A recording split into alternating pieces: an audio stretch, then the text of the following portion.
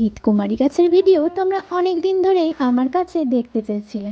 আমার বাগানে ঘৃতকুমারী গাছ অনেক রয়েছে, তার মধ্যে এই গাছটা আরেকটা। কুমারী মানে ওই তোমাদের যেটা পরিচিত নাম অ্যালোভেরা। ছাদ বাগানে এই একটা অ্যালোভেরা গাছ অবশ্যই রেখো। আমাদের চুল আর ত্বকের ক্ষেত্রে অনেক বেশি কার্যকারী। এমনকি এটা খেলে ডায়াবেটিস রোগীদের অনেক ভালো উপকারিতা পাওয়া যায়। তো চলো, আমি কিভাবে অ্যালোভেরা গাছের যত্ন করি তোমাদেরকে ভালো করে একটা ভিডিওর মাধ্যমে দেখিয়ে দিই। আমি যেটা করি, গাছের গোড়াগুলো এইভাবে একটা চামচের সাহায্যে, বা তোমাদের কাছে একটা যদি নিড়ুন থাকে তাহলে ভালোভাবে খুঁড়ে নেবে। আমি অ্যালোভেরা গাছের গোড়ায় 2 রকমের সার ব্যবহার করি।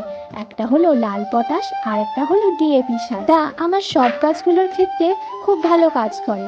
আর আমি অ্যালোভেরা গাছেও এই সারটাই ব্যবহার করি। আর অন্যান্য সময়ে পাতা পচা সার আমি এই গাছটাতে দিয়ে থাকি।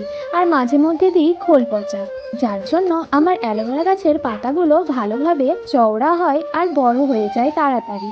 তবে তোমরা একটা কাজ করবে, একটা টবের মধ্যে 2টোর বেশি গাছ তোমরা রাখবে না, তাহলে কিন্তু গাছগুলো ভালোভাবে বড় হবে না। নতুন চারা যদি দেখো তাহলে সঙ্গে সঙ্গে উবড়ে নেবে।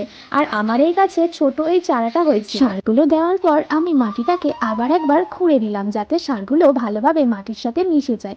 বর্ষাকালে এইটুকু যত্ন ছাড়া আর কিছুই দরকার নেই অ্যালোভেরা গাছের জন্য। আর একটা কাজ করবে, অ্যালোভেরা গাছের যত শুকনো পাতা আছে সব এইভাবে ছিঁড়ে নেবে, তাতে অ্যালোভেরা গাছের গ্রোথ আরও ভালো হবে।